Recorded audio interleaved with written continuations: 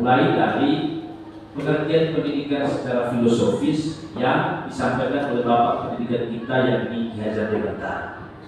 Nah, ini menjadi salah satu landasan filosofis dari pelaksanaan atau praktek pendidikan kita, terutama yang paling utara itu termuat dalam struktur dan konsep serta prinsip dari kurikulum merdeka. KHD mendefinisikan pendidikan itu sebagai proses menuntut tumbuhnya segala kekuatan kodrat yang ada pada anak agar kelak mereka dapat mencapai kebahagiaan dan keselamatan setinggi-tingginya, baik secara personal maupun sebagai anggota masyarakat.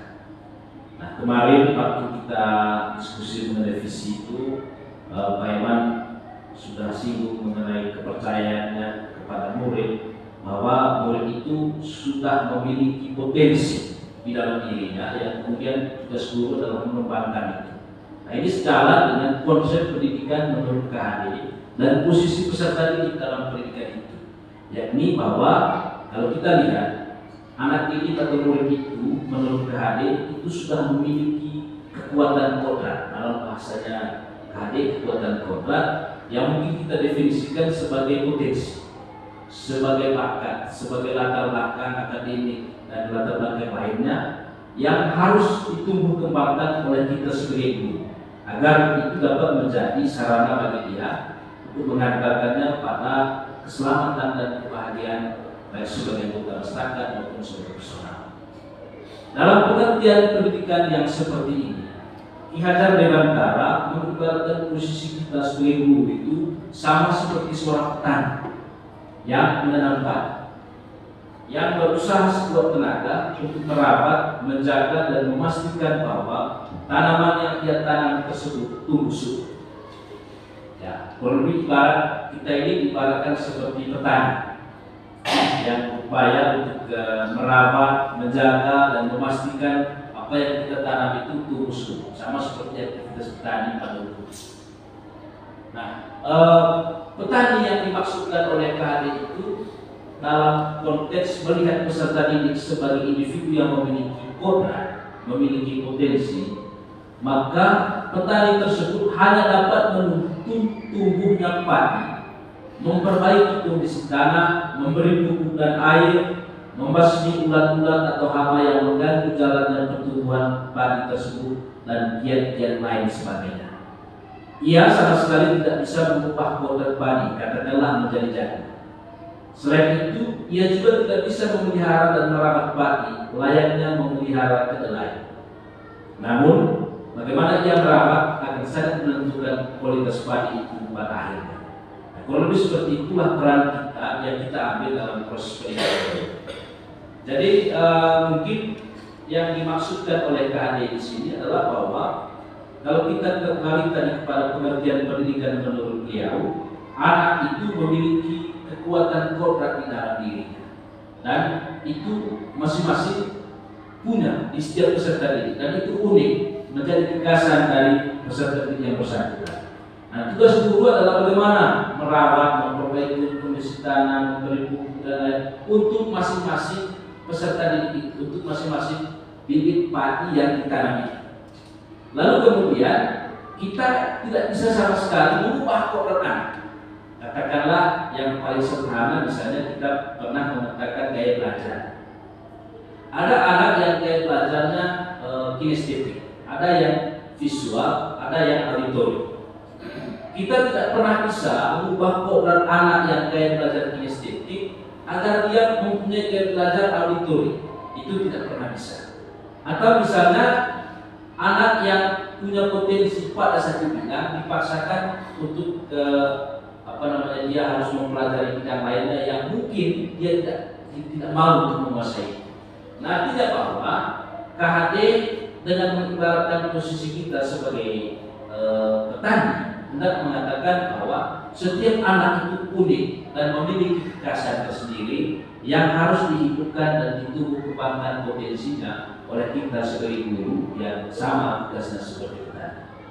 Kita juga tidak bisa mengubah kodrat padi yang seperti ini tadi menjadi jagung, ya. Dan kemudian cara memeliharanya juga tidak bisa disamakan dengan cara memelihara tanaman lain. Mungkin dalam konteks anak-anak kita ada anak yang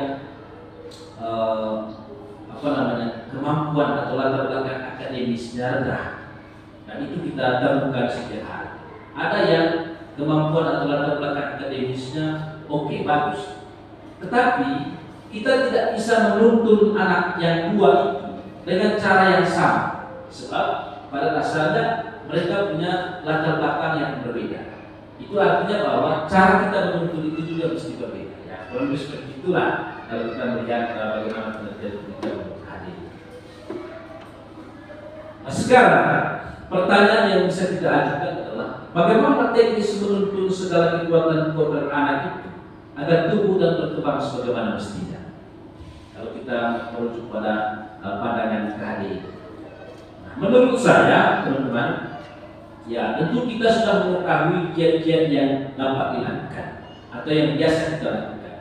Misalnya mulai dari asesmen, karena kita mau memetakan kekuatan kodrat anak, potensi anak, maka disinilah letak asesmen, pentingnya asesmen itu. Apakah diagnosis, ya terutama diagnosis. Diagnosis dilakukan setiap awal tahun dan bahkan kita menghabiskan waktu cukup banyak di sini di diagnosis. Sehingga nanti tahun depan kita sama-sama rancang bagaimana agar diagnosis ini betul-betul berjalan dengan efektif. Selama ini memang saya sadar bahwa itu belum berjalan efektif. Kita fokusnya itu hanya di gaya belajar saja, dan itu pun saya lihat belum teranalisis dengan baik. Kita hanya mungkin sebatas mengukur, tapi belum menganalisis hasil pengukuran kita itu untuk kemudian mengklasifikasi anak-anak kita ke dalam katakanlah 3 gaya belajar. Atau mungkin hal-hal atau aspek-aspek lain yang perlu didiagnosa, termasuk dukungan lingkungan, dukungan orang tua, sehingga dari sana kita bisa menentukan keputusan-keputusan untuk menunjang proses belajar. Lalu selain itu, misalnya selain asesmen, juga berikutnya kita merancang dan menyelenggarakan pembelajaran yang berpihak pada murid melalui beragam model.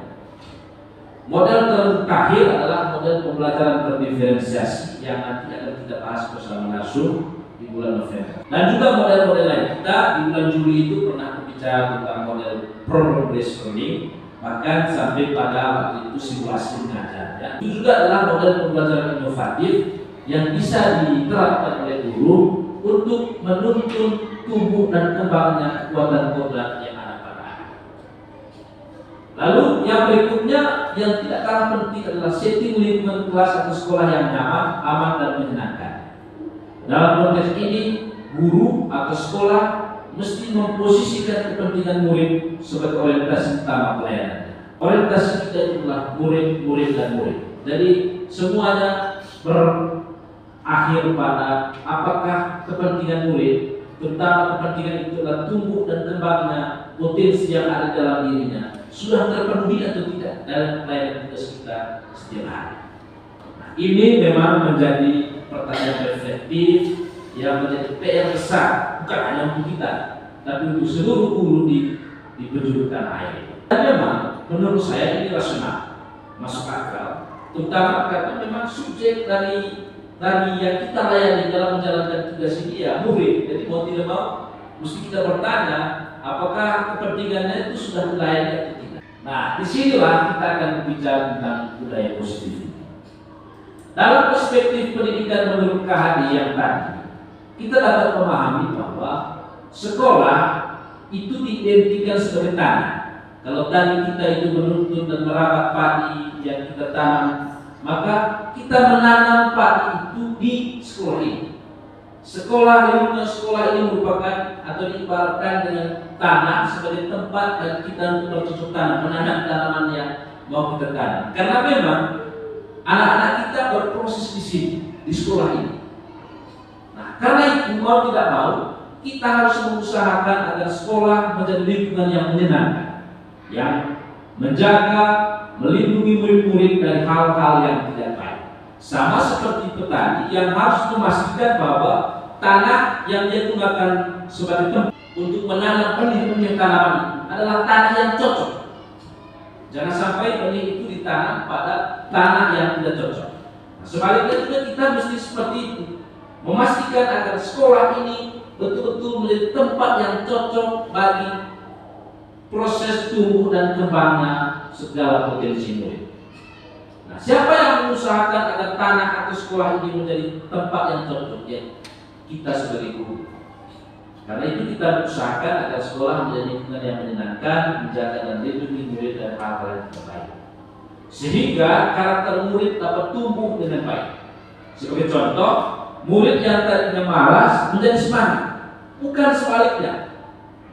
Bukan sebaliknya, murid yang di rumah dia rajin, dia outspoken dalam arti dia bisa berbicara dengan orang tuanya, menyampaikan curhat dengan orang tua, berpendapat, memberikan pendapat. Tetapi ketika berada di sekolah malah melempem. Nah, ini berarti bahwa tidak jelas, tidak kita menjadi perlu dipertanyakan. Murid akan mampu menerima dan menyerap suatu pembelajaran bila lingkungan di sekelilingnya terasa aman dan nyaman. Selama seseorang merasakan tekanan-tekanan dari lingkungannya, maka proses pembelajaran akan sulit terjadi. Dengan demikian, salah satu tanggung jawab kita sebagai guru adalah bagaimana menciptakan suatu lingkungan positif yang terdiri dari bangsa sekolah yang saling mendukung, saling belajar, saling bekerja sama, sehingga tercipta kebiasaan-kebiasaan baik. Nah, dari kebiasaan-kebiasaan baik ini akan tumbuh menjadi karakter-karakter baik dari seluruh bangsa sekolah, dan pada akhirnya karakter itu akan membentuk yang namanya budaya positif. Jadi budaya positif ini adalah kebiasaan-kebiasaan kita yang bernilai positif. Apa saja yang kita lakukan di sekolah ini yang bernilai positif, yang kemudian kebiasaan itu selalu bermuara pada tumbuh dan kembangnya potensi anak.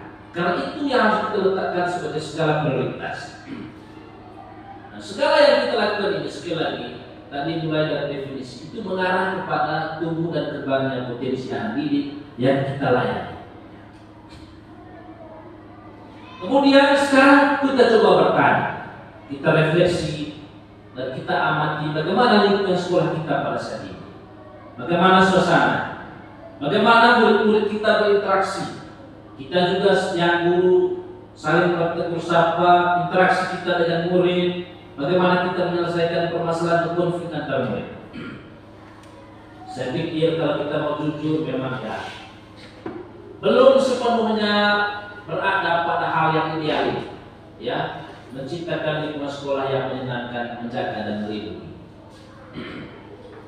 Kita karena berhadapan dengan begitu banyak anak yang memiliki karakteristik yang berbeda, seringkali melupakan bahwa tugas kita adalah menciptakan lingkungan yang apa, ya. Kadang-kadang kan yang paling banyak itu adalah marah.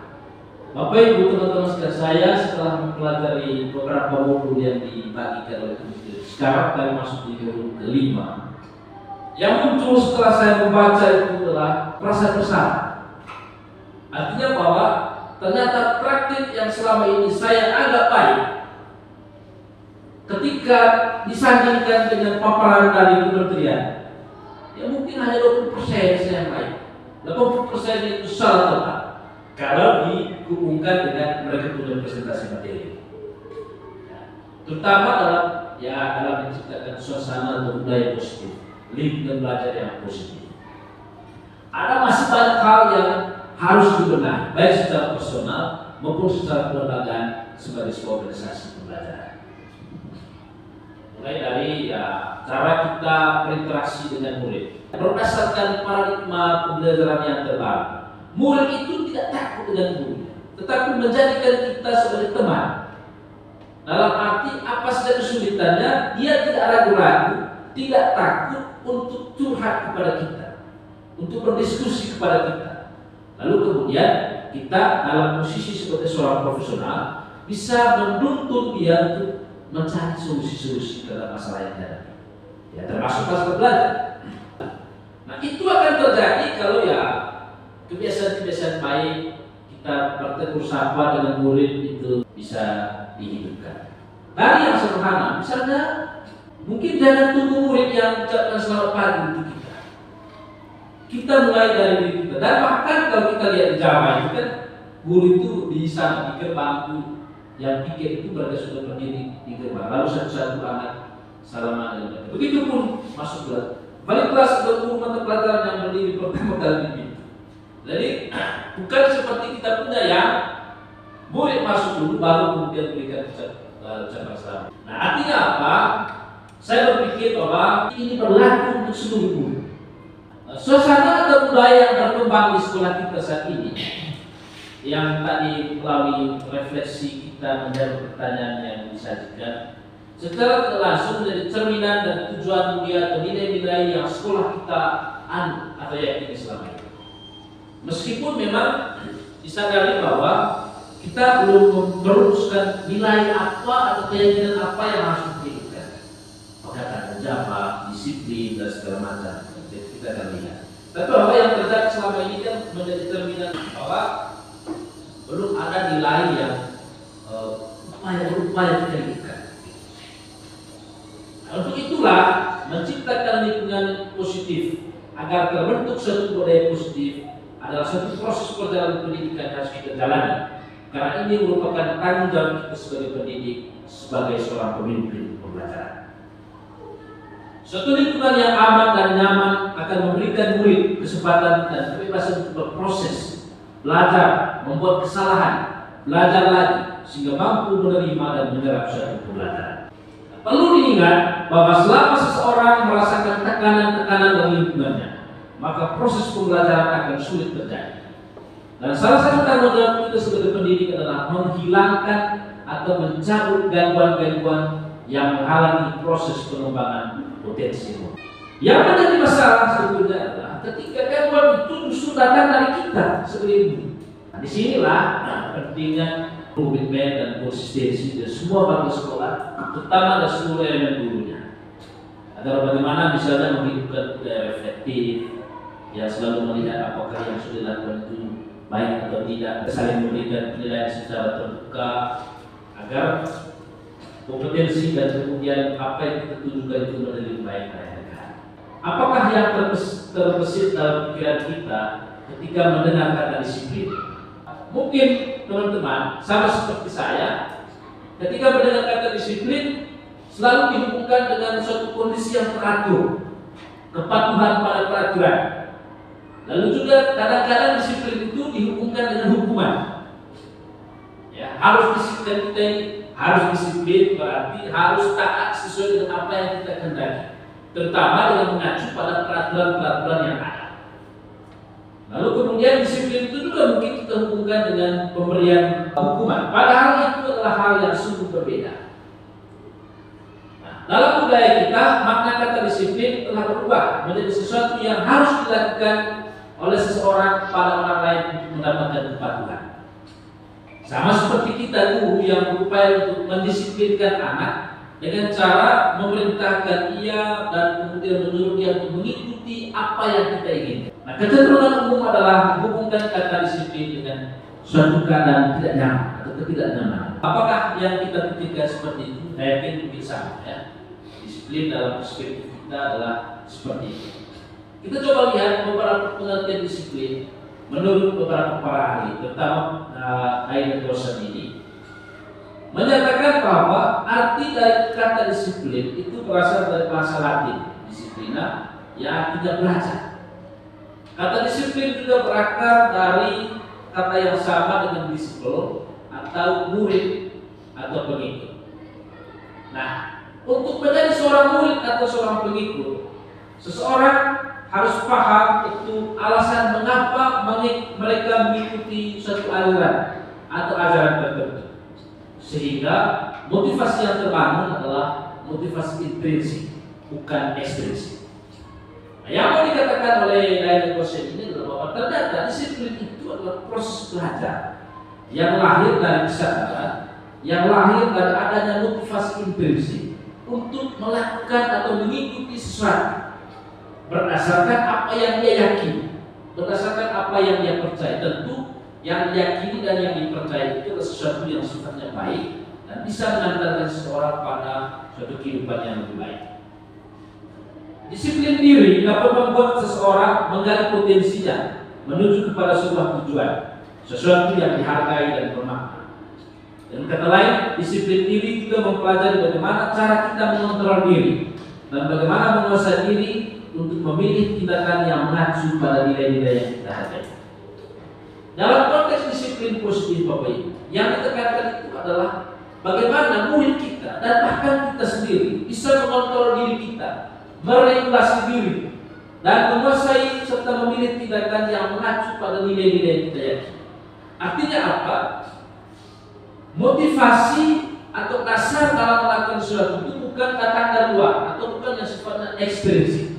Katakanlah murid-murid kita dalam konsep disiplin positif ini, dia mengikuti keyakinan bukan karena takut dengan gurunya, tetapi dia melakukan suatu hal betul-betul karena dia tahu bahwa ketika dia melakukan itu, maka dia sedang berupaya untuk menuju sebuah tujuan, sesuatu yang dia hargai, atau mengacu pada nilai-nilai yang dihargai, atau dia paham dan sadar bahwa apa yang dia lakukan itu bakal berguna bagi dirinya. Nah, memang secara keseluruhan dalam kaitan dengan budaya positif ini, yang paling penting adalah bagaimana menghidupkan motivasi intrinsik, kesadaran dalam diri murid, dan juga kesadaran dalam diri kita juga sebagai pendidik. Nah, tugas kita adalah bagaimana ini yang hidup, intrinsik, bukan ekstrinsik. Murid datang studi misalnya bukan karena takut besoknya dia akan dijaga oleh atau diberi sanksi oleh gurunya, tetapi karena dia sadar bahwa studi itu penting bagi peningkatan kompetensinya. Dengan kata lain, seseorang yang memiliki disiplin diri berarti mereka bisa bertanggung jawab dalam apa yang dilakukan, karena mereka mendasarkan tindakan mereka pada nilai-nilai kebajikan universal. Sebagai pendidik, tujuan kita adalah menciptakan anak-anak yang memiliki disiplin diri sehingga bisa berperilaku dengan mengacu pada nilai-nilai kebajikan dan memiliki motivasi intrinsik, bukan ekstrinsik. Nah, di sini disebut nilai-nilai kebajikan. Kebajikan itu artinya sesuatu yang mendatangkan kebaikan, keselamatan, keberuntungan, perbuatan baik. Nah, artinya bahwa kita mengharapkan perilaku peserta didik kita itu setiap hari itu dia mengacu pada apa yang dia yakini sebagai sesuatu yang baik, ya, bukan karena paksaan kita lah, ya, seperti itu. Termasuk juga tindakan kita sebagai guru, ya, yang mestinya apa yang kita lakukan itu bukan karena takut pada suatu hal, tapi karena memang kita sedang menghargai diri kita sendiri dan berupaya untuk menjalankan itu karena kita sadar bahwa ada nilai-nilai kebajikan yang harus kita tuju, yang harus kita hidupkan. Nilai-nilai kebajikan ini bersifat positif dan merupakan tujuan mulia yang ingin dicapai oleh setiap individu. Nah, ini dosen sekali lagi mengemukakan bahwa dengan mengaitkan nilai-nilai keyakinan yang diyakini seseorang, maka motivasi intrinsiknya akan terbangun, sehingga menggerakkan dirinya dari dalam untuk dapat mencapai tujuan mulia yang diinginkan. Nah, artinya apa, teman-teman? Yang pertama, ada nilai-nilai kebajikan, nilai-nilai yang bisa mengantarkan atau mendatangkan kebaikan yang diyakini oleh sekolah dulu. Lalu kemudian diturunkan menjadi keyakinan kelas. Lalu kemudian diturunkan juga mungkin pada perilaku-perilaku yang berhubungan dengan nilai-nilai.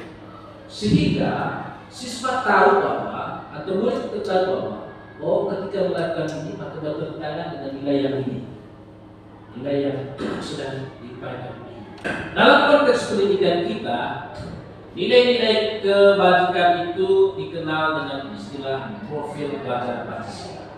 Terdiri dari 6 dimensi: 5 bertakwa kepada Tuhan Yang Maha Esa, dimensi 2 berakhlak mulia, dimensi 3 mandiri, bernalar kritis, berkebinekaan global, bergotong royong, dan terakhir kreatif.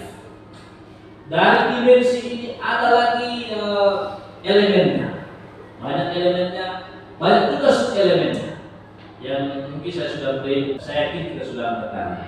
Nah, profil pelajar Pancasila ini adalah pengejawantahan atau terjemahan dari tujuan pendidikan nasional. Kita hendak mengantar anak-anak kita pada nilai-nilai ini. Dia beriman, bertakwa, berakhlak mulia, dia mandiri, bernalar kritis, berkebinekaan global, bergotong royong, dan kreatif. Ini merupakan, kalau kemarin kita lihat visi itu sebagai gambaran kita pada posisi finish. Artinya kita belum sampai di sini, tapi ini yang menjadi patokan kita. Kita hendak mengantarkan anak kita ke sini. Pengajaran materi-materi yang kita sajikan kepada peserta didik semuanya bertujuan untuk agar anak-anak itu bisa mencapai ke 6 dimensi profil pada Pancasila. Berikutnya yang masih berkaitan dengan budaya positif itu adalah motivasi perilaku. Ada 3 motivasi perilaku yang mendasari setiap tindakan manusia. Yang pertama adalah untuk menghindari ketidaknyamanan atau hukuman. Nah, ini motivasi terendah. Motivasi terendah dari setiap individu manusia ketika dia misalnya menjadikan ini sebagai dasar dalam melakukan suatu tindakan, yakni untuk menghindari ketidaknyamanan atau hukuman. Nah, ini bersifat eksternal karena berbuat dan melakukan sesuatu karena hanya untuk menghindari hukuman atau ketidaknyamanan yang diberikan oleh pihak lain. Motivasi yang kedua adalah untuk mendapatkan imbalan atau penghargaan dari orang lain. Nah, ini satu tingkat sedikit di atas yang ini. Tapi juga masih bersifat eksternal karena stimulus dari luar yang kemudian membawa orang itu kepada suatu tindakan yang dilakukan. Nah, ini karena dia berbuat sesuatu hanya karena ingin dipuji atau mendapatkan imbalan atau penghargaan. Motivasi yang ketiga adalah orang atau manusia melakukan suatu tindakan tertentu karena untuk menjadi orang yang mereka inginkan dan menghargai diri sendiri dengan nilai-nilai yang mereka percaya. Ini yang motivasinya internal, dan karena apa? Karena dia berbuat dan melakukan suatu hal atas dasar kesadaran bahwa perilaku atau perbuatan tersebut berguna atau bermanfaat bagi dirinya dan merupakan pengejaran terhadap nilai-nilai yang diyakini. Sebagai guru, kita berperan untuk menghidupkan motivasi internal dalam diri anak dalam setiap perilaku yang mendasarkan setiap perilaku tersebut di atas prinsip bahwa ia menghargai dirinya dan nilai-nilai yang dia percaya. Kita mesti bisa mengantar anak-anak kita untuk mencapai yang ini. Artinya motivasi anak-anak melakukan sesuatu bukan untuk menghindari kita, bukan untuk takut kita beri hukuman, bukan juga karena dia ingin mendapatkan penghargaan dari kita atau mendapatkan imbalan, tapi karena memang dia ingin melakukan itu karena dia menghargai dirinya. Dia tahu tujuannya, dia tahu bahwa dia menuju nilai-nilai yang mana. Ini tidak hanya berlaku untuk siswa saja, karena ini berlaku manusia juga termasuk untuk kita. Kadang-kadang sebagai manusia juga pada konteks tertentu perilaku kita mungkin saja bisa masuk ke sini yang terendah ini, menghindari ketidaknyamanan atau hukuman, atau juga mungkin masuk ke sini karena ingin mendapatkan imbalan untuk penghargaan. Tapi diharapkan agar kita bisa berproses masuk ke sini di motivasi yang ketiga. Kita masuk pada yang ketiga, hukuman, konsekuensi, restitusi dan penghargaan. Nah, selama ini, Bapak Ibu, teman-teman sekalian, kita mungkin hanya mengenal hukuman dan konsekuensi. Nah, kita akan melihat apa perbedaan sebetulnya antara hukuman dan konsekuensi. Nah, sebentar kita akan ditawarkan pada suatu konsep baru yang disebut dengan restitusi. Yakni bagaimana upaya penanganan kita terhadap perilaku peserta didik kita, perilaku murid kita dengan cara baru yang nanti akan disebut restitusi. Nah, coba kita lihat dulu perbedaan antara hukuman dan konsekuensi yang saya yakin sering kita berikan kepada anak-anak kita selama ini. Yang pertama, hukuman itu sesuatu yang menyakitkan dan harus terjadi. Sedangkan konsekuensi sesuatu harus terjadi.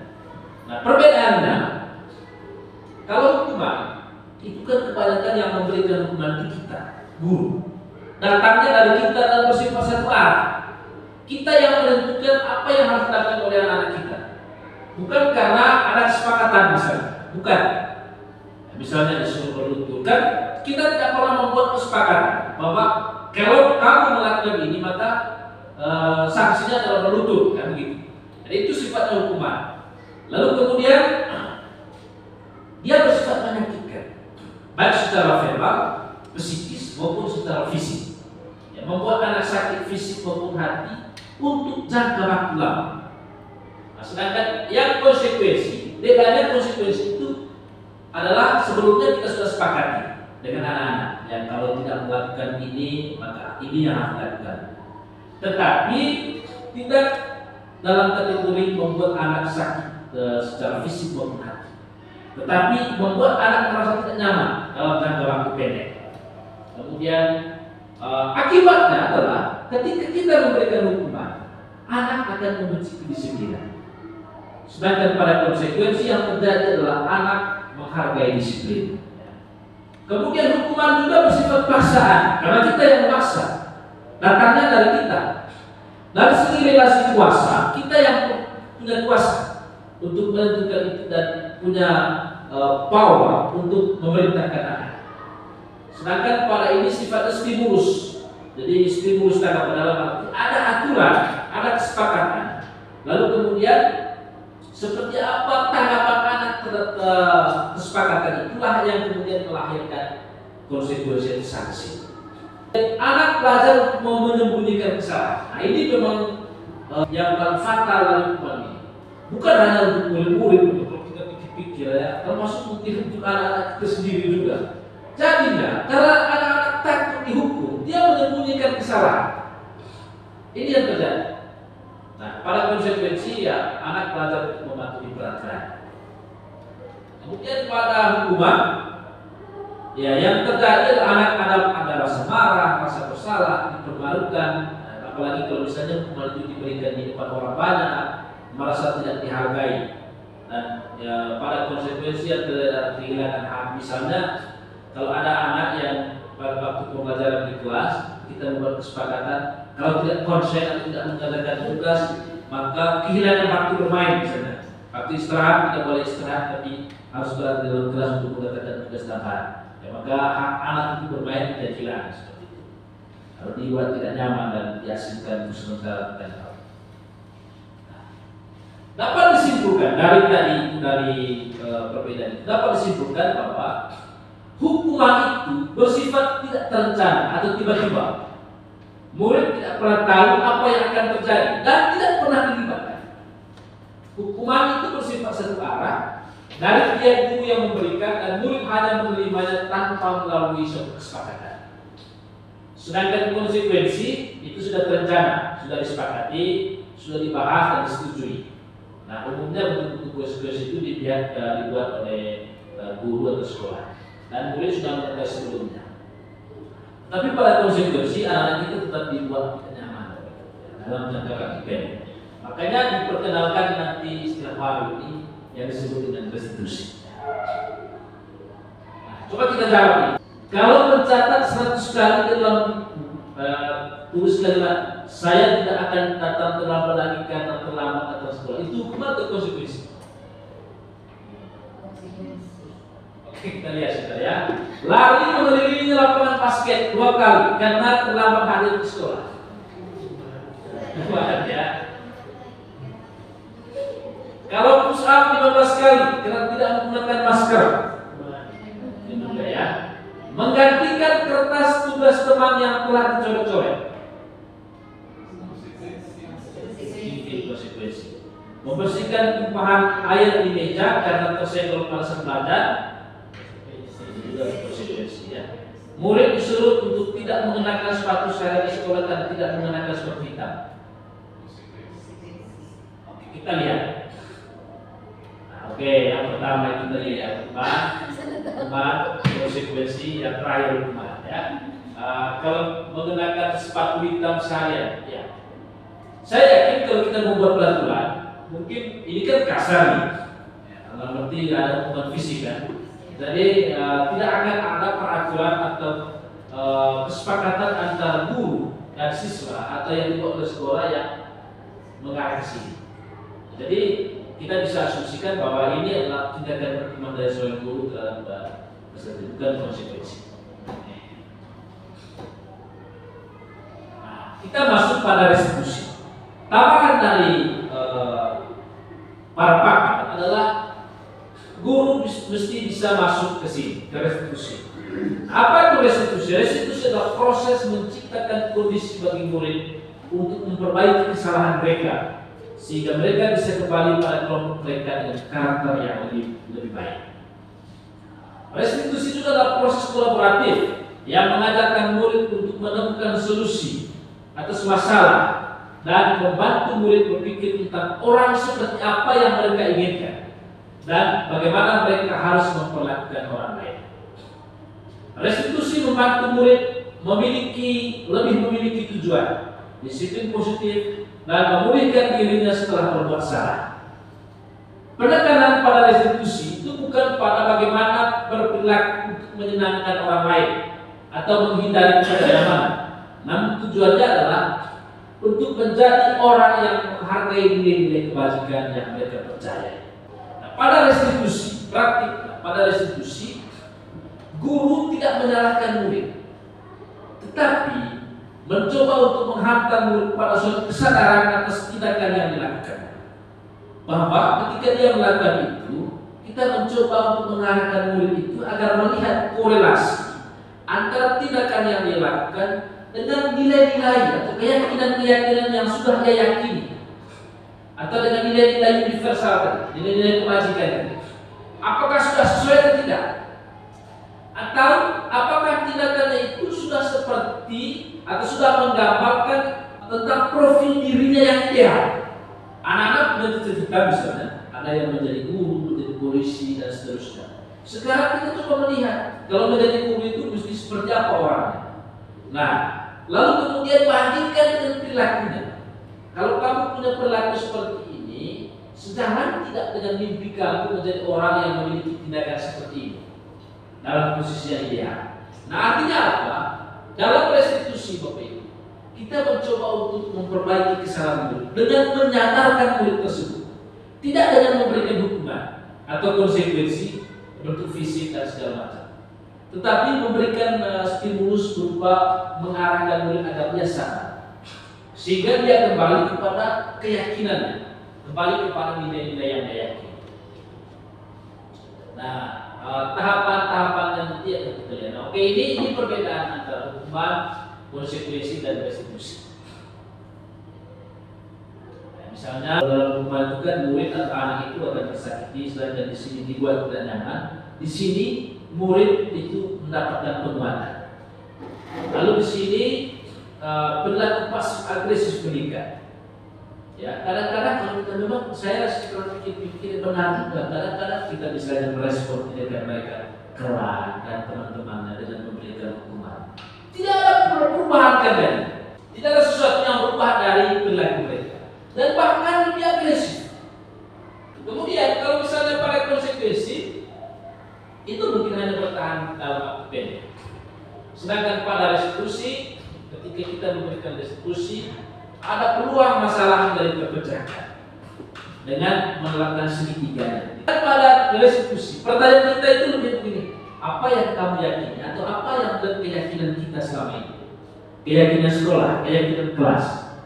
Nah, sekarang pertanyaan berikutnya, apa yang kamu bisa lakukan untuk memperbaiki masalah ini? Jadi lebih menyadarkan murid dan kemudian bersama-sama dengan dia kita membantu mendorong dia menemukan atau bisa memperbaiki masalah yang telah dia buat.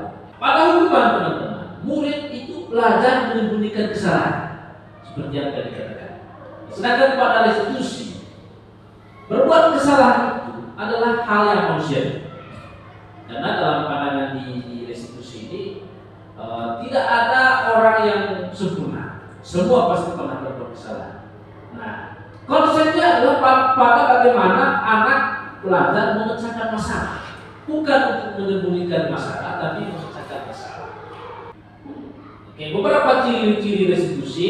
Yang pertama, restitusi dilakukan bukan untuk menebus kesalahan, namun untuk belajar dari kesalahan. Yang kedua, itu untuk memperbaiki hubungan. Mungkin contoh praktisnya anak-anak yang berkelahi. Kalau kita memberikan hukuman, bisa saja hubungan antara mereka dua itu tidak pulih. Kalau mereka dites kemarin, itu bukan toko itu dia sudah begitu keluar sekolah dan mereka berkelahi lagi karena masalahnya belum selesai. Pada restitusi Di sini ada perbaikan hubungan karena ada dialog antara kita dengan mereka yang bermasalah, menanyakan keyakinannya masing-masing, melihat alasan dan tindakannya, lalu sampai pada bagaimana solusi. Sehingga hubungan antara yang bermasalah ini menjadi lebih baik lagi. Restitusi menuntut anak untuk melihat ke dalam diri. Lalu restitusi mencari kebutuhan dasar yang mendasari tindakan. Nah, kita sebentar akan sedikit melihat 5 kebutuhan dasar manusia yang diupayakan oleh setiap kita untuk dipenuhi. Untuk konteks anak-anak, pemenuhan kebutuhan dasar ini kadang-kadang menyimpang dari peraturan-peraturan tertentu. Nah, kita berikut ke di sini, dihukum oleh penghargaan. Saya ketika membaca ini agak kaget juga, karena ternyata ketika kita memberikan penghargaan kepada anak secara berulang kali, ya secara berkali-kali, itu ternyata levelnya sama dengan hukuman yang merusak potensi anak. Saya kita berulang kali menjanjikan hadiah kepada anak-anak agar berperilaku bertanggung jawab atau kepada seorang murid agar mempelajari sesuatu yang baru. Kita sedang berasumsi bahwa mereka tidak dapat melakukannya atau mereka tidak akan memilih untuk melakukannya di pandangan Al-Fiqh. Kita lihat. Dia menunjukkan bahwa baik penghargaan maupun hukuman adalah cara-cara mengontrol perilaku seseorang yang menghancurkan potensi untuk pembelajaran yang sesungguhnya. Ternyata pemberian penghargaan yang berlebihan itu menghancurkan potensi untuk pembelajaran yang sesungguhnya. Dia memaparkan beberapa dampak dari pemberian penghargaan. Yang pertama, pengaruh jangka panjang dan jangka pendek.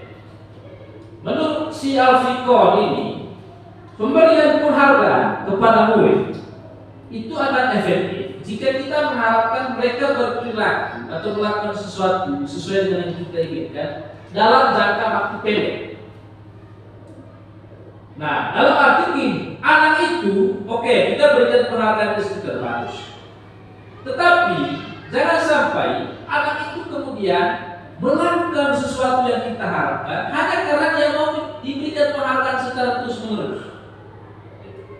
Nah, Al-Fiqh mengatakan bahwa pemberian penghargaan yang dilakukan secara berulang kali, diberikan lagi agar seseorang melakukan suatu hal, ya, belajar misalnya, itu menghancurkan potensi untuk pembelajaran sesungguhnya.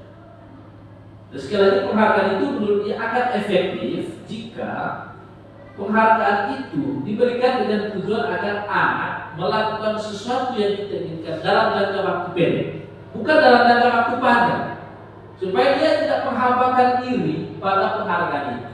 Pada prinsipnya, Bapak Ibu, dari yang disampaikan oleh Al-Fiqh ini, dia mengatakan bahwa pemberian penghargaan itu oke-oke saja ketika diberikan dengan sekali, lalu dengan tujuan agar anak-anak seperti yang tadi saya katakan melakukan tindakan dalam jangka waktu pendek, bukan mengharapkan agar diberikan penghargaan secara terus-menerus oleh gurunya.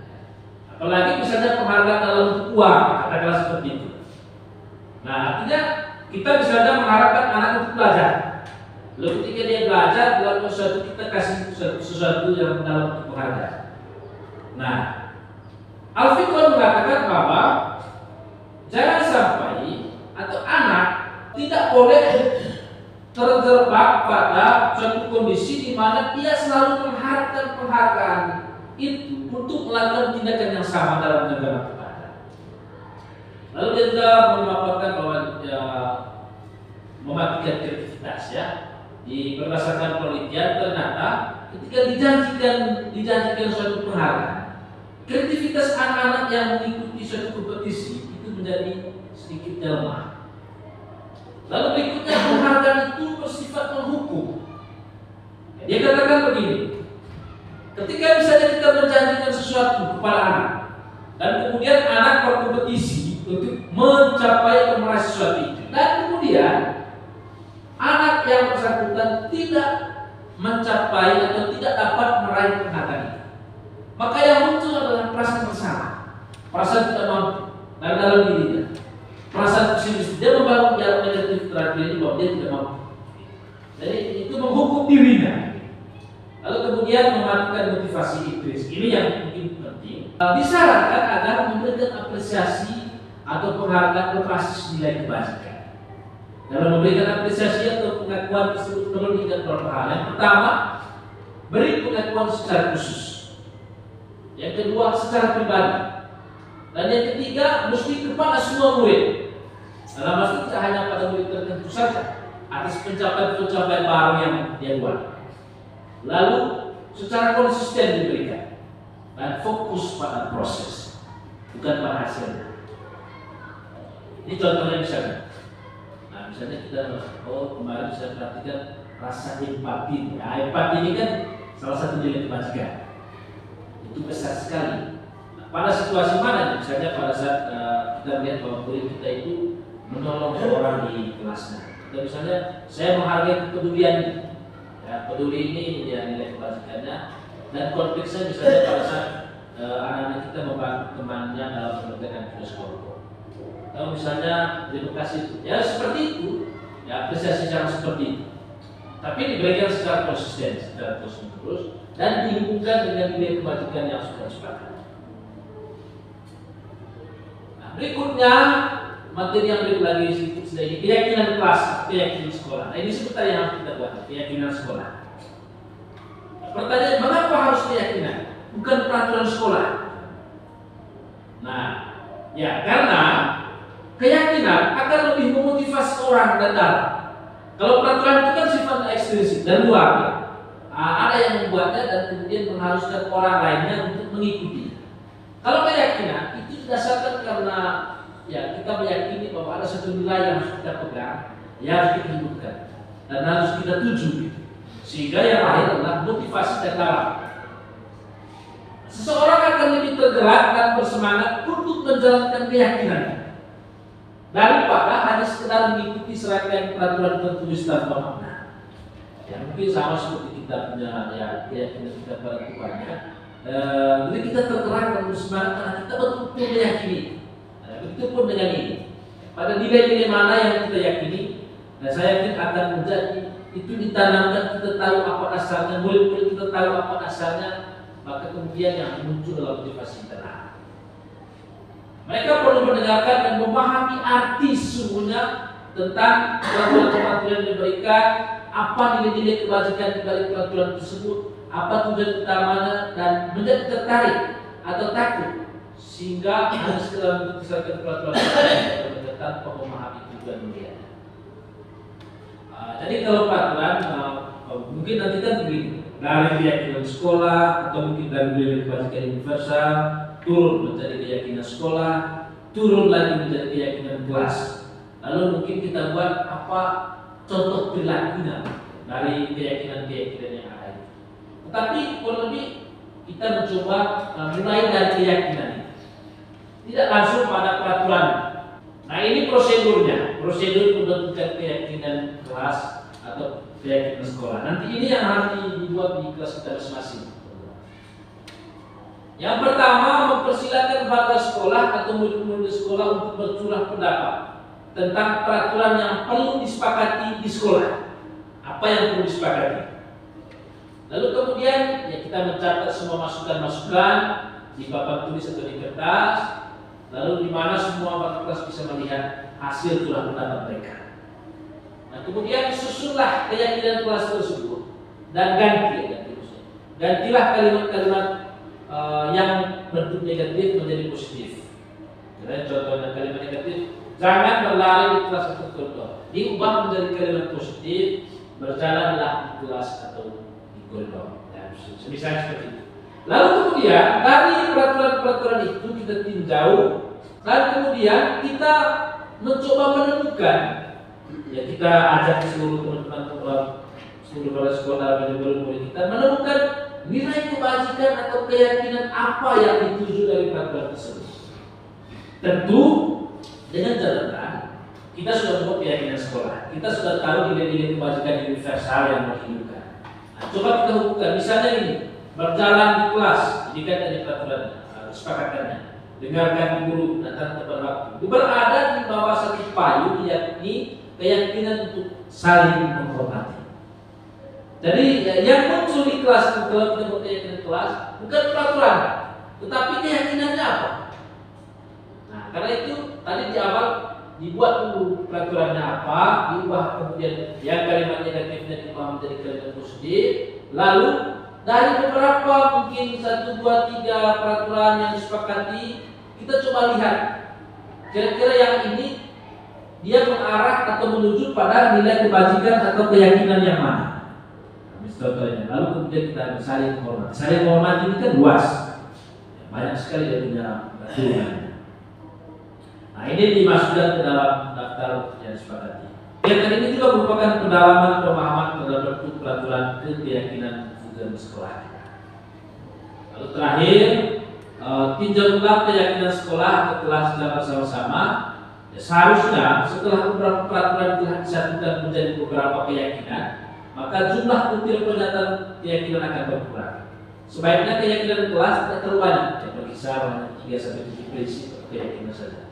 Karena terlalu banyak, ya murid juga agak sulit untuk mengingatnya. Setelah keyakinan kelas dibuat, maka murid sekolah dipersilakan untuk meninjau ulang dan menyetujui dengan menandatangani keyakinan kelas sekolah termasuk guru dan semua warga muridnya, ya. Ini contoh misalnya keyakinan setiap anggota perlu belajar, perlu senang, hormat bekerja, dia hanya tugas hormat bekerja, diterima dan dimiliki, bersifat sekolah sikap positif, menjadi yang terbaik, percaya dan menghormati orang lain serta barang. Tentu dari keyakinan ada turunan perilakunya. Nah, yang nanti di turunan perilakunya seperti apa akan kita lihat di slide selanjutnya.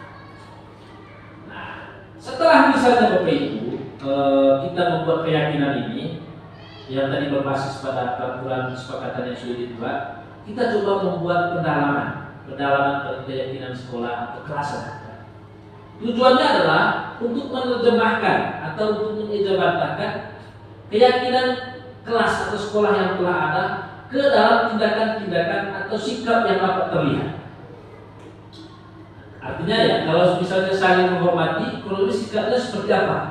Kalau misalnya disiplin atau tanggung jawab sebagai salah satu keyakinan yang kita angkat, yang terlihat itu kurang lebih seperti apa? Contoh pendalaman itu bisa kita pakai menggunakan tabel T dan distribusi tugas. Pada tabel T itu tampak seperti dan tidak tampak seperti. Jadi dibagi dua. Nah, misalnya pada kesepakatan kelas 7 ini, yang ada 3 keyakinan kelas 7 ini, ada 3 bentuk: hormat, bekerja dan diterima dan diterima. Kemudian dibuat pendalamannya dengan menggunakan format tabel T. Misalnya hormat, perilaku yang tampak itu datang tepat waktu, menyapa teman dan guru, kemudian mengembalikan barang yang teman yang telah dipinjam. Kemudian tidak tampak seperti sering ada telat. Ini yang tidak boleh muncul, dibuat memang seperti itulah. Kemudian begitu juga pada keyakinan yang berikut. Pakai tabel T juga. Kira-kira kalau bekerja akan tampak seperti apa perilakunya? Yang tidak boleh dimunculkan itu seperti apa? Tidak. Lalu kemudian yang kedua, cara untuk mendalami keyakinan kelas itu adalah dengan analisis distribusi tugas. Nah, terutama tugas dari guru dan murid. Nah, misalnya dibuat seperti ini. Guru tugasnya apa? Murid tugasnya apa? Guru tugasnya bukan titik-titik. Murid tugasnya bukan titik-titik. Jadi diidentifikasi apa yang menjadi tugas dan bukan tugas dari guru dan siswa. Misalnya, dari guru tugasnya mengajar, mendidik, menjawab pertanyaan dan seterusnya. Dibuat memang guru tugasnya bukan apa?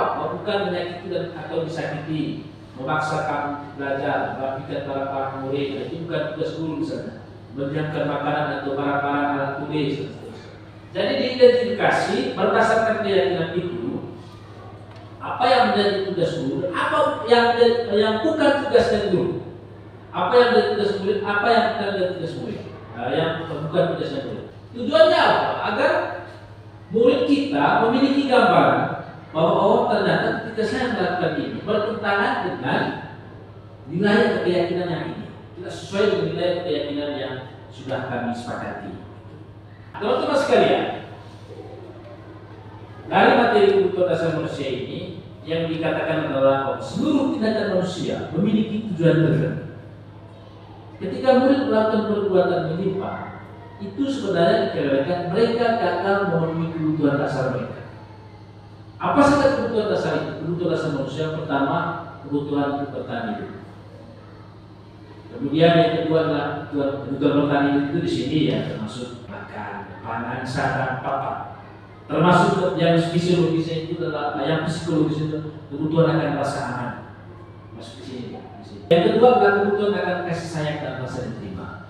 Dia diterima oleh gurunya, disayang oleh gurunya, itu Tuhan. Diterima oleh temannya di dalam kelompoknya, itu juga adalah kebutuhan. Yang ketiga adalah penguasaan, pengakuan atas kemampuan. Nah, masuk di sini adalah penjelasannya itu adalah jadi setiap orang dia memiliki kebutuhan agar diakui kompetensinya, diakui kemampuannya, kemudian diberikan ruang, diberikan kepercayaan untuk mencapai kompetensi tertentu.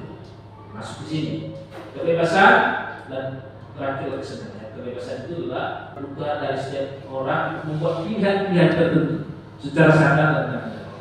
Yang terakhir adalah kebutuhan akan kesenangan. Semua orang pasti butuh senang. Bisa ada kasus sebenarnya ada anak yang suka sekali ambil bekal makanan milik teman. Sekarang kita identifikasi, kira-kira kebutuhan mana yang sedang dipenuhi oleh anak? Tergantung hasil identifikasi kita. Katakanlah misalnya kita tanya, mengapa lakukan itu? Pak, karena saya tidak makan. Maka dia masuk di kebutuhan. Oh, berarti yang sedang dipenuhi itu adalah kebutuhan bertani. Atau misalnya dia tanya, saya melakukan itu karena saya mau agar teman-teman saya perhatian kepada saya. Maka dia masuk di kebutuhan yang sedang dipenuhi itu adalah kasih sayang dan rasa diterima.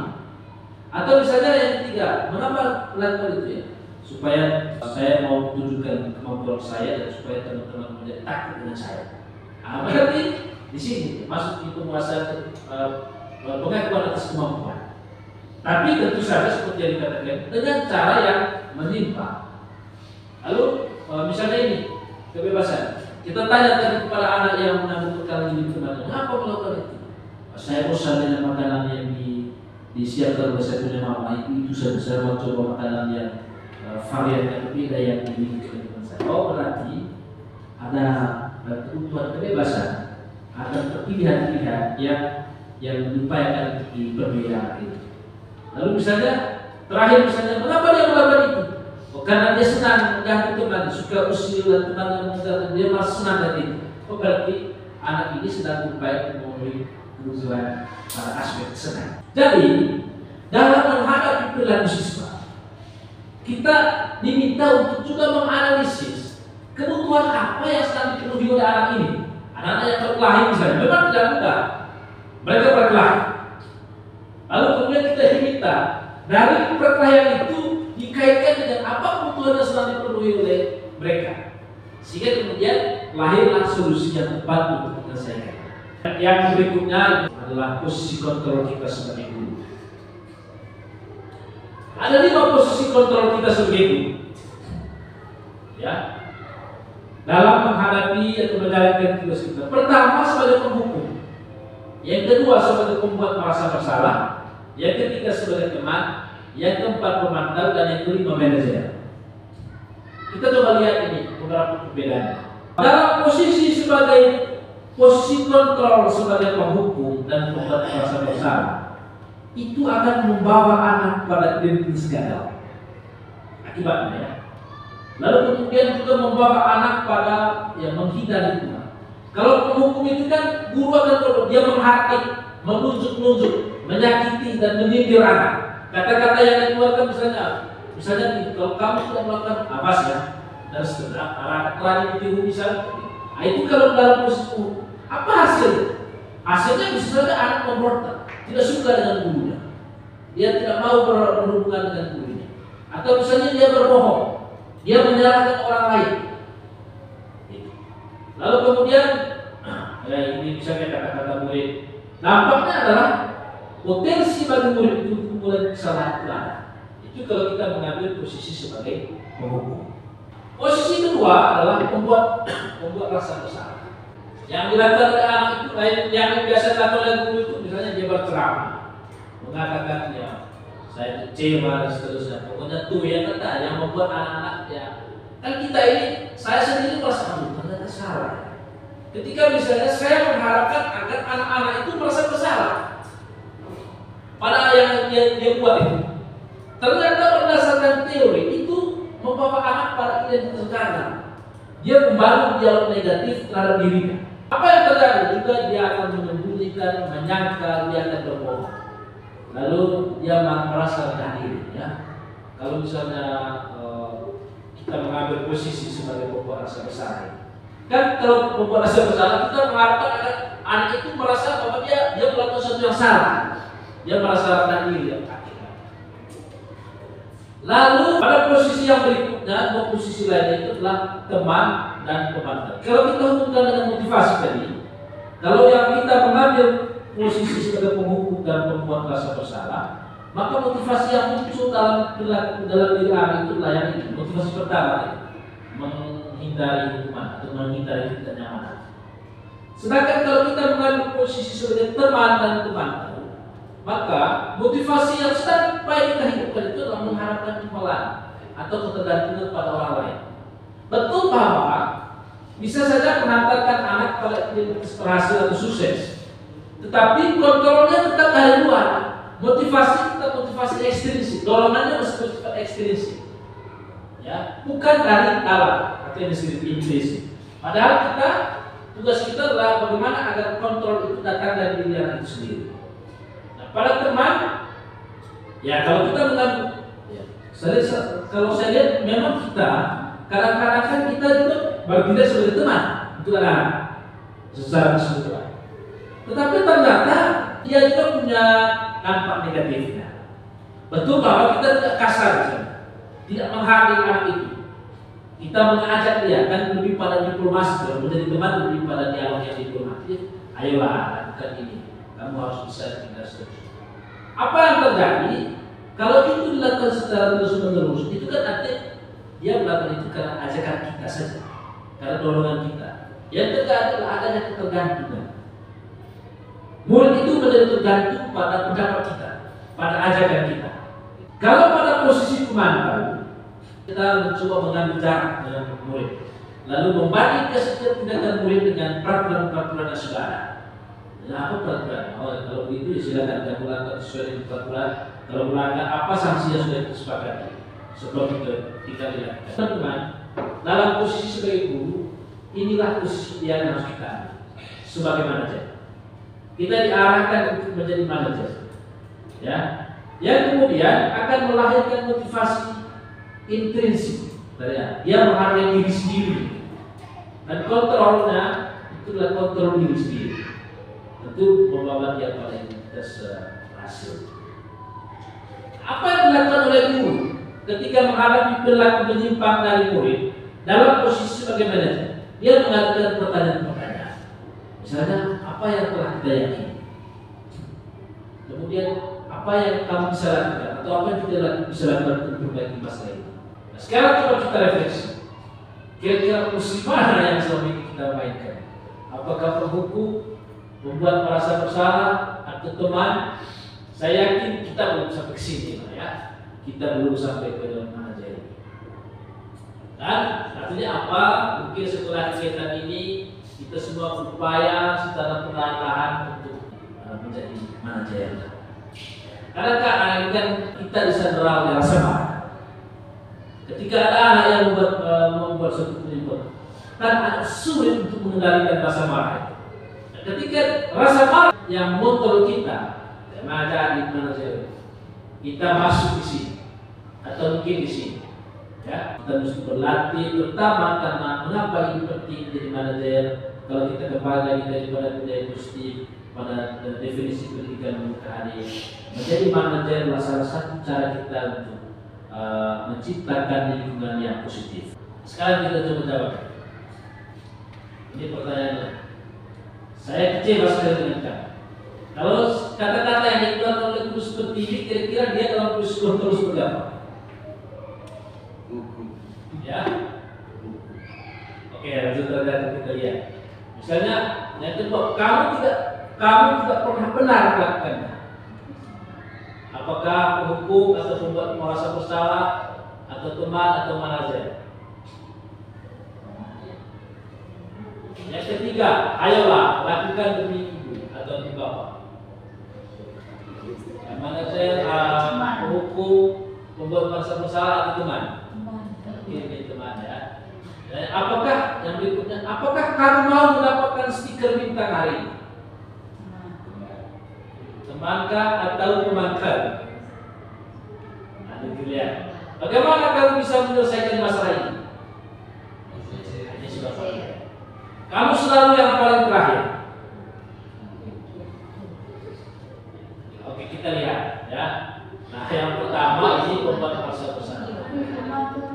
Yang kedua, kamu tidak ada penghukum. Kemudian ayo lakukan. Nah, kenapa ini pemantau? Dan tadi di sini pemantau itu kan apa ya? Kalau pemantau itu menitik beratkan pada sanksi atau hadiah.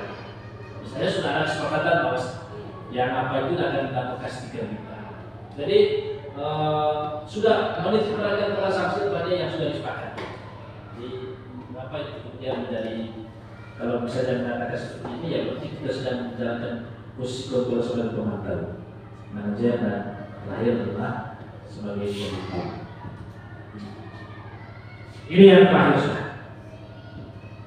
Segitiga restitusi. Seperti yang tadi dijelaskan sebelumnya, bahwa restitusi itu berupaya untuk memperbaiki perilaku murid, menyadarkan dia dan membawa kembali dia kepada kelompoknya dengan karakter yang lebih kuat.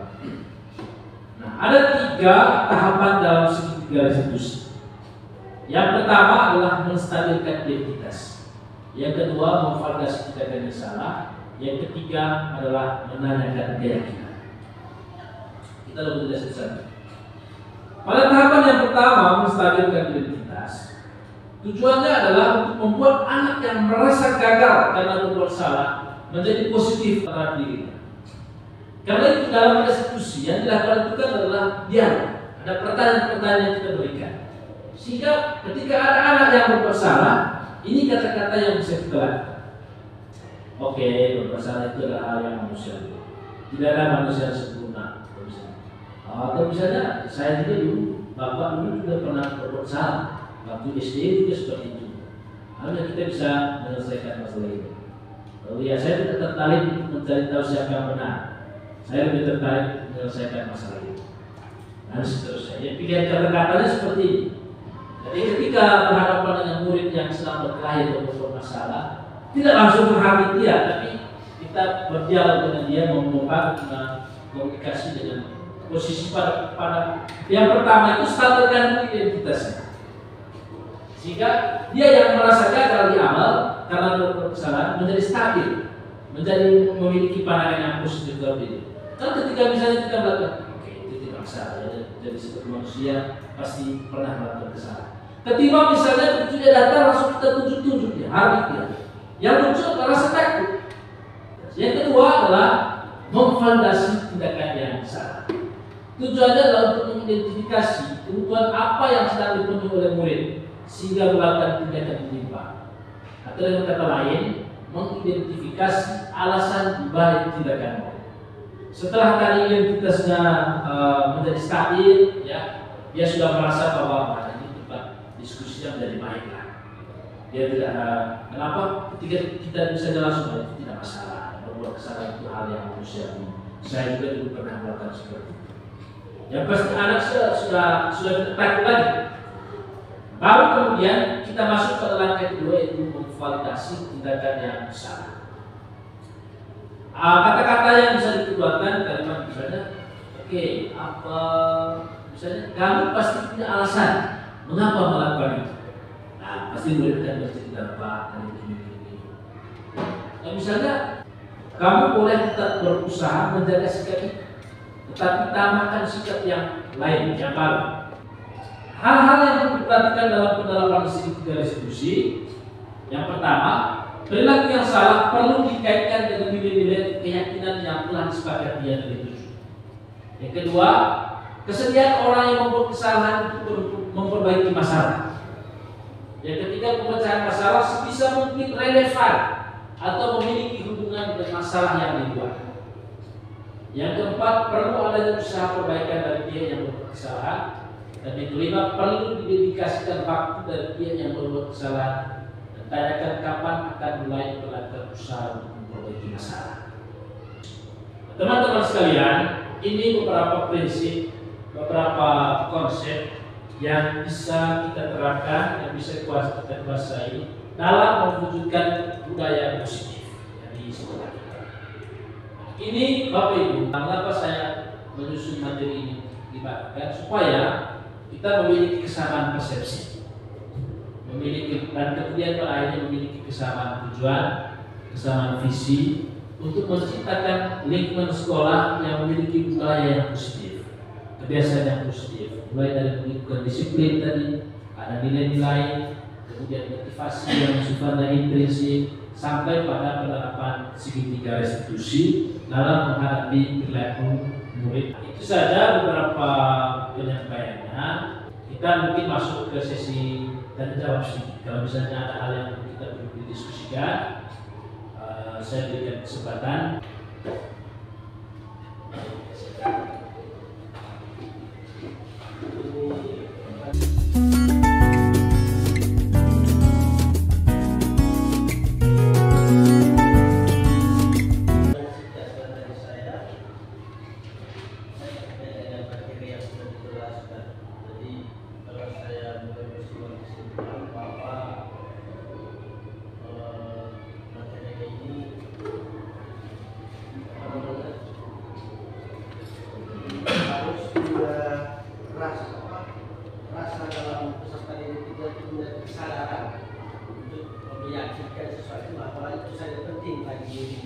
Jadi pertanyaannya begini, bagaimana cara kita seorang guru untuk mendeteksi bahwa anak ini dia melakukan ini karena dia sadar bahwa itu adalah tanggung jawab.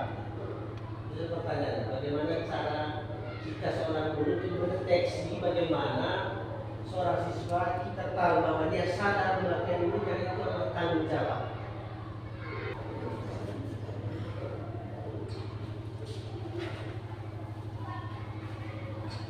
Baik, terima kasih pertanyaan dari Pak Iman. Apa instrumen yang dipakai oleh guru untuk mengukur motivasi perilaku? Ya, karena memang tidak dibahas itu, tidak dibahas soal instrumen untuk mengukur motivasi perilaku.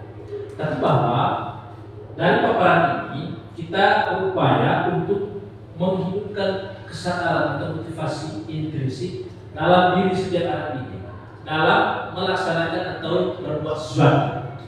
Ya, apakah dia belajar atau tindakan-tindakan lainnya. Tindakan-tindakan tersebut dalam harapan itu lahir karena dia sadar bahwa itu penting untuk dirinya. Dia sadar bahwa itu adalah upaya dari dia untuk menghargai dirinya atau juga untuk menghargai orang lain. Atau dia sadar bahwa itu akan mengantar dia pada nilai-nilai atau pada suatu keyakinan yang akan mengantarkan dia pada kehidupan yang lebih baik. Nah, misalnya ada tindakan-tindakan dari anak-anak didik kita yang datang studi, katakanlah gitu, datang studi. Pertanyaan bagaimana kita tahu bahwa si anak itu datang studi? Bukan karena misalnya takut dihukum atau motivasinya bukan motivasi yang pertama tadi, motivasi yang takut diberi hukuman itu, tetapi betul-betul datang dari motivasi yang ketiga, yakni bahwa dia ingin menghargai dirinya. Dia tahu bahwa apa yang dilakukan itu akan berguna bagi dirinya baik sekarang maupun di masa yang akan datang. Nah, itu kan yang ingin ditanyakan. Jadi bagaimana kita mengetahui bahwa anak ini, seorang peserta didik kita ini melakukan sesuatu atau berperilaku karena didasari oleh motivasi yang itu, yakni ingin menjadi orang yang tidak diinginkan dan seterusnya, dalam arti motivasi ganda. Seperti yang tadi saya katakan bahwa memang dalam penyampaian materi-materi yang kami dapatkan, saya dapatkan, belum ada atau belum dibahas mengenai apa instrumen yang bisa dipakai oleh guru untuk mengukur motivasi perilaku. Yang disampaikan itu adalah kiat-kiat yang dilakukan oleh guru agar anak-anak itu punya motivasi yang ini. Gitu. Jadi dia tidak kepada bagaimana mengukur, tapi bagaimana menghidupkan.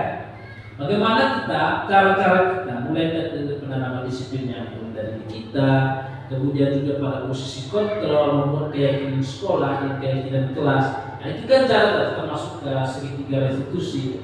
Itu adalah upaya-upaya yang dilakukan oleh kita sebagai guru untuk menanamkan motivasi intrinsik dalam diri anak ini. Pada keyakinan kelas misalnya, karena pembahasannya melibatkan mereka, harapan kita adalah keyakinan-keyakinan yang dihasilkan itu betul-betul adalah hal yang dia percaya, dia yakini, sehingga kemudian dalam melakukan sesuatu hal, dalam berperilaku, anak-anak itu berlakunya dibimbing atau didasari oleh kepercayaannya pada nilai-nilai tersebut. Kita dari orang.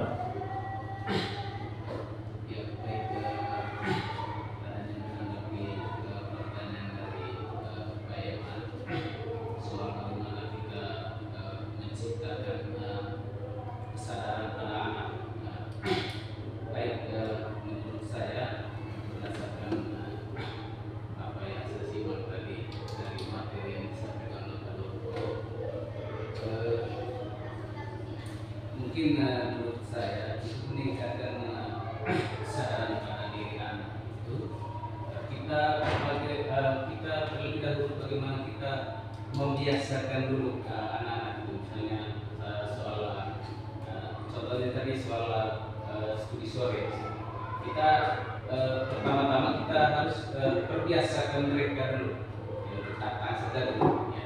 Yang kedua menurut saya, antara kita dan orang tua harus ada komunikasi yang intens. Ya. Dalam hal ini, ya terlebih khusus saya ambil contoh itu, guru wali kelasnya harus bisa ada hubungan kedekatan dengan orang tua wali. Minimal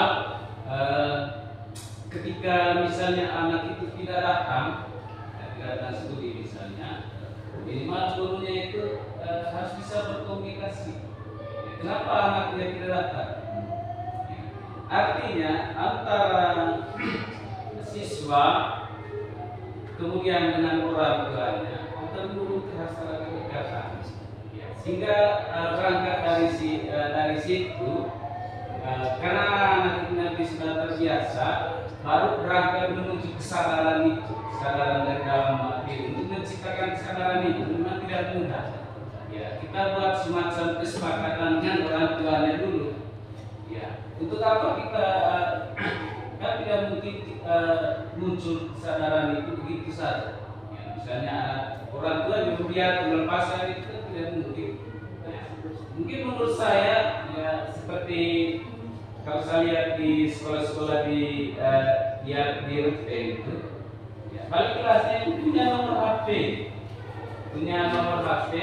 sehingga ketika anaknya tidak datang, gurunya telepon. Ya, gimana dia? Ya, artinya untuk menciptakan kesadaran itu kita perbiasakan dulu yang pertama untuk anak-anak itu. Ya. Baik, mungkin itu saja. Mungkin intinya itu guru kelas mempunyai grup tersendiri dengan orang tua. Grup tersendiri atau punya nomor HP.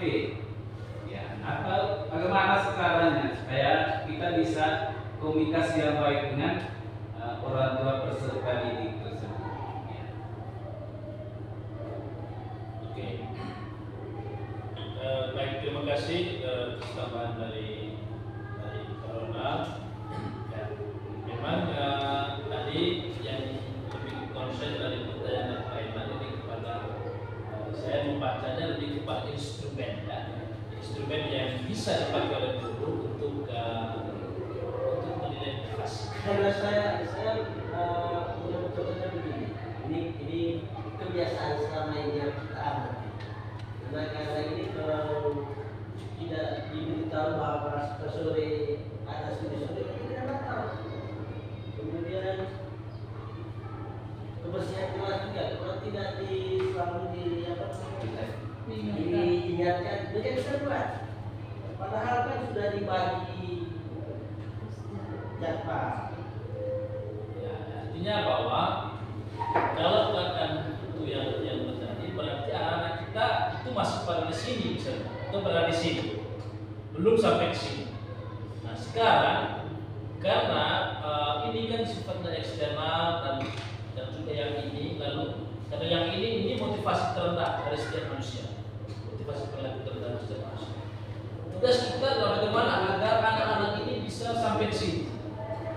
Dan itu dimulai dengan yang tadi kita bahas saya. Mulai dengan katakanlah soal kebersihan. Anak-anak mesti tahu mengapa kelas itu harus dibersihkan terus setiap hari. Dan pembahasan untuk mengetahui alasan dibalik membersihkan kelas itu adalah pembahasan antara kita dengan mereka, guru kelas dengan memang lama kalau di apa mereka itu bahkan 1-2 minggu di awal semester ganjil bulan Juli itu dihabiskan dengan membahas ini, membahas keyakinan kelas, lalu kemudian apa yang harus dilakukan, dan tidak hanya misalnya kamu harus bersihkan kelas. Tidak hanya seperti itu, karena kalau seperti itu perilaku mereka itu didasari pada perintah kita. Nah kita ini kan mau agar bukan atas perintah, ya, tapi karena mereka tahu bahwa kelas dibersihkan, harus dibersihkan dan tujuannya supaya nyaman, ada kesalahan itu. Nah, mungkin ya seperti atau misalnya saya kadang-kadang sampai bukan kita semua sering kali mengatakan buku itu harus dijaga, dirawat dengan baik. Tetapi kan kita juga menyaksikan faktanya buku rusak. Artinya apa? Saya melihat bahwa ini mungkin karena anak-anak tidak tahu mengapa buku itu harus dijaga. Oleh karena itu buku pembahasan khusus dengan mereka, sehingga ada kesalahan dan termasuk tadi soal keyakinan itu. Mengapa keyakinan tadi? Misalnya mengapa keyakinan kelas pertanyaan? Bukan peraturan saja, bukan peraturan sekolah saja, tapi mesti keyakinan. Ya, karena keyakinan itu dipercaya akan lebih membawa setiap orang pada motivasi intensif, ada kesadaran, karena dia meyakini betul itu, sehingga ya ini. Jadi keyakinan yang kita bikin, yang kita buat, baik di tingkat sekolah maupun di tingkat kelas, itu sedang berupaya untuk menghidupkan motivasi. Salah satu upaya menghidupkan motivasi. Tentu dengan turunan pada keyakinan. Artinya apa gitu?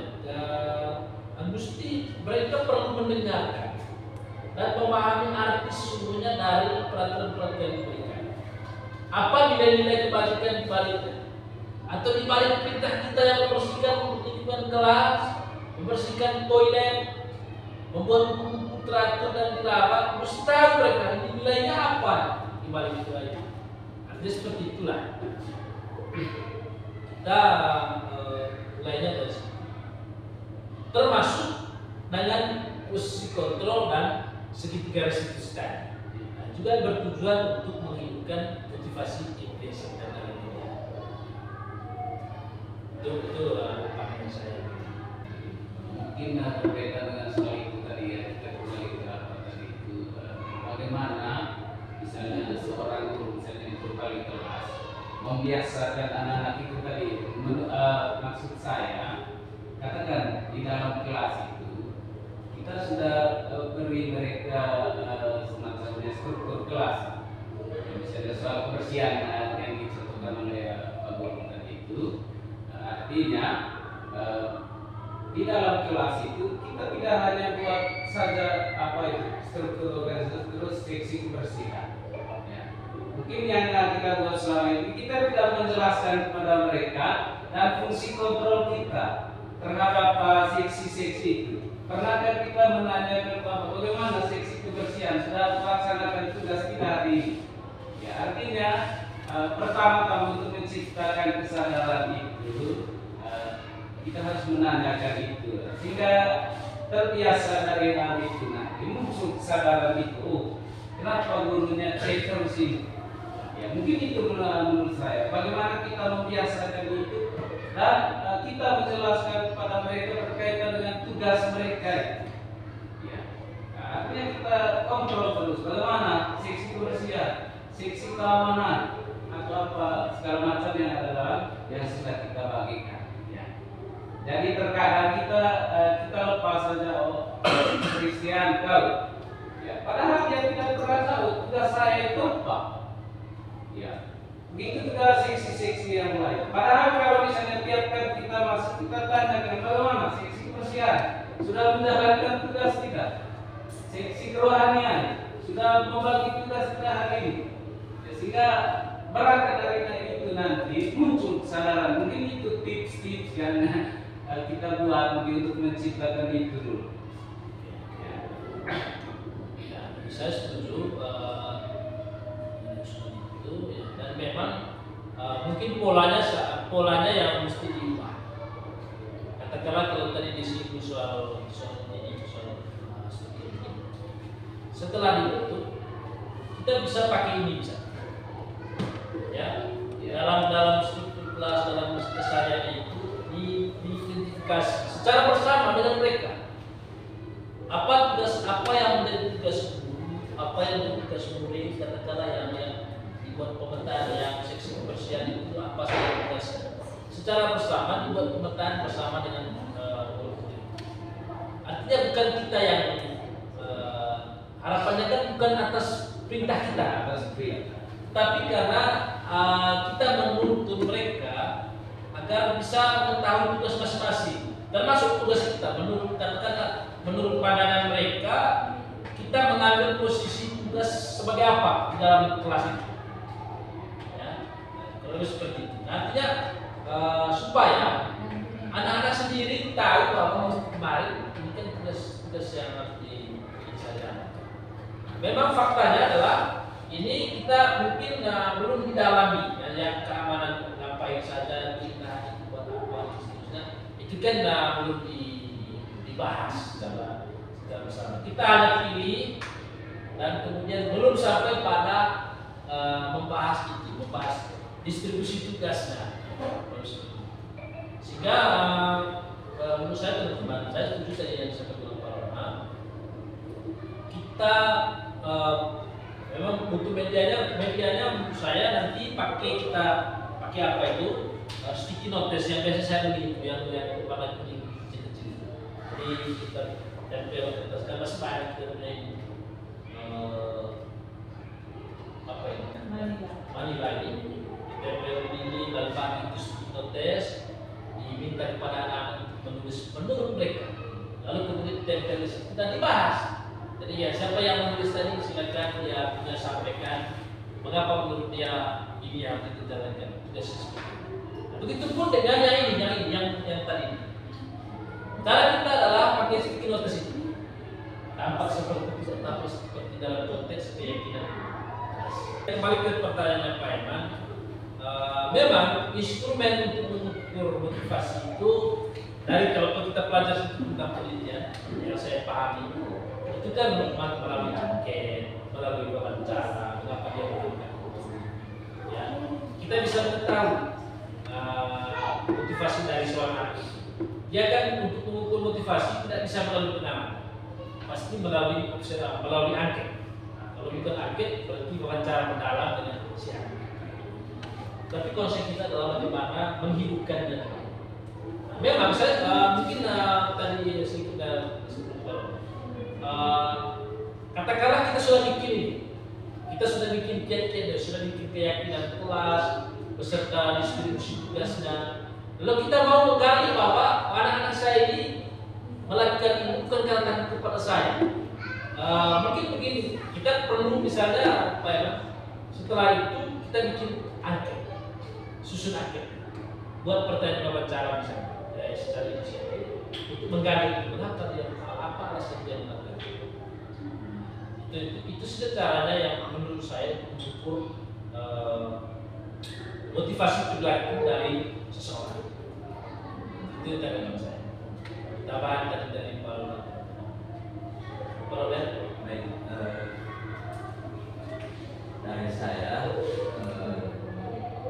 tidak salah saya pernah menyaksikan bagaimana keyakinan anak itu akan pendidikan itu sangat tinggi. Mungkin dari pihak sekolah juga telah mengelompokkan minat dan bakat untuk anak-anak itu. Mungkin itu salah satu yang pertama. Misalnya ada yang minat di bagian apa namanya, kesehatan, kemudian di apalagi pecinta alam, kemudian apalagi pokoknya sesuai dengan bakat-bakat mereka. Lalu mereka di bidang bakatnya minat dan bakatnya ada pembekalan sedikit, sehingga untuk memperdalam pengetahuan mereka akan minat dan bakat yang mereka kembangkan di situ. Sehingga mungkin dari situ nanti antara siswa itu istilah saling mengingatkan satu sama lain. Misalnya pecinta alam, kita lihat teman-teman membuang sampah tidak pada tempatnya. Nah, dari mereka sendiri ini nanti yang mengingatkan bahwa tidak boleh membuang sampah itu di sembarang tempat, karena akibatnya adalah itu tadi. Begitu. Mungkin ini salah satu contoh untuk mengingatkan mereka juga untuk saling mempengaruhi satu sama lain, sehingga lingkungan sekolah itu rasa-rasanya seperti milik mereka sendiri jadinya. Begitu. Sehingga misalnya yang di Pingganta mungkin yang tentang pengelolaan bunga atau segala macam, bagaimana saya bisa menanam bunga ini supaya tumbuhnya lebih, atau bagaimana penataannya supaya lebih cantiknya punya tampaknya begitu. Mungkin ini salah satu usaha nanti untuk menumbuhkan keyakinan mereka bahwa ini adalah saya punya dan dia punya perasaan tanggung jawab seutuhnya. Begitu. Mungkin ini salah satu objek untuk kita pertimbangkan. Saya kira mungkin seperti itu. Baik, terima kasih Pak Robert. Lebih kepada masih dalam upaya untuk juga motivasi musik, tapi lebih kepada teknisnya adalah ada pemetaan minat dan bakat. Lalu kemudian itu tidak lanjuti, mungkin dalam bentuk kegiatan-kegiatan ekstrakurikuler ada beberapa minat. Memang ada proses awal. Ya, memang ada pemetaan misalnya, diawali dengan pemetaan minat, tetapi catatannya memang itu tidak salah. Sekolah-sekolah besar, sekolah-sekolah yang sudah maju itu punya tawaran kegiatan ekstrakurikuler yang banyak. Ada yang musik, ada yang lukis, ada yang tari, kan, ada yang pecinta alam dan seterusnya. Nah, untuk usulan itu tentu menjadi salah satu hal yang harus kita perhatikan juga. Katakanlah yang punya bakat di bidang musik, tentu harus sekolah menyediakan ekstrakurikuler musik dengan fasilitasnya. Misalnya apalah fasilitas musik yang bisa. Lalu kemudian yang tari, lukis. Problem kita itu satu menurut saya adalah sumber daya manusianya terbatas. Saya yakin ada yang memiliki bakat dan minat di bidang apa, misalnya seni lukis katakanlah begitu. Tapi karena kita guru dan tidak ada yang kompeten di bidang itu, sehingga itu diabaikan. Lalu misalnya pencipta, kalau pencipta alam memang tidak ada satu hal yang harus tinggal soal kerelaan saja. Ada sense dari kita untuk mencintai alam. Saya misalnya dalam perencanaan kita perlu dibuat seperti itu juga boleh. Ada jalan sehat. Dalam satu bulan ada Jumat jalan sehat. Apa sih yang dilakukan? Selain jalan sehat, juga pungut sampah. Misalnya rutenya katakanlah dari sini itu kepada sampai di Riu, semua sampah sambil jalan banyak plastik anak sekolah banyak kumpulnya, pungut semua sampah, lalu dibuang pada satu tempat atau dikelola, yang bisa diolah menjadi biasa-biasa diolah. Sedangkan minat yang lainnya, bakat yang lainnya, kendala kita pada sumber daya manusia dan fasilitas. Menarik nih, di Jepang misalnya, ini kita contoh. Dalam satu minggu, ada hari di mana siswa itu yang memilih gurunya. Kita punya ini kan kita yang tentukan pilihan kelas 5, kelas 10. Mereka punya dalam satu minggu, satu hari murid yang cari guru. Jadi guru itu ada di dalam masing-masing kelas. Dia menawari hal yang berbeda. Misalnya saya di sini musik, Pak Ronald melukis, Pak Robin misalnya matematika, bahasa Inggris, pokoknya dengan sesuai dengan keahlian. Murid itu dipersilakan untuk memilih. Dia mau masuk di kelas yang mana saja, terserah dia. Dia mau ikut sampai minggu depannya, dia mau ganti juga tidak masalah, mau tetap di situ juga tidak masalah. Itu cara mereka. Nanti dari situ akan terlihat, oh sekarang ini dia maunya di bidang ini, dia senangnya di bidang itu berbeda. Kita coba untuk menerapkan itu dalam keseharian kita sebagai guru, bukan karena permintaan saya, tetapi karena mesti ya tadi motivasi itu bukan hanya murid tapi kita juga, bukan juga karena permintaan kementerian, tetapi atas dasar kesadaran kita bahwa mendidik atau menuntun tubuh dan kembangan potensi murid mesti dilakukan dengan cara-cara yang manusiawi, yang menghidupkan mereka, bukan yang mematikan, ya, seperti dalam konteks petani. Sebagai akhir dari kegiatan kita hari ini, saya menyampaikan atas nama pribadi dan sebagai kepala sekolah menyampaikan terima kasih yang sebesar-besarnya atas partisipasi, atas pikiran dari teman-teman yang sudah disampaikan dalam sepanjang kegiatan ini. Dan yang kedua juga menyampaikan permohonan maaf apabila ada yang saya katakan atau mungkin masa dulu saya yang kurang berkenan di hati Bapak Ibu. Saya menyampaikan permohonan maaf. Akhirnya apa yang kita lakukan ini semuanya demi kebaikan kita sebagai pendidik, sebagai satu keluarga besar dalam organisasi pendidikan SDN Purut. Dan yang paling penting adalah demi kebaikan dari murid-murid yang kita layani di sini. Dan sebagai akhir dari kegiatan kita, mohon kesediaan Pak Ronald untuk memimpin kita dalam doa dan nanti diakhiri dengan sesi foto.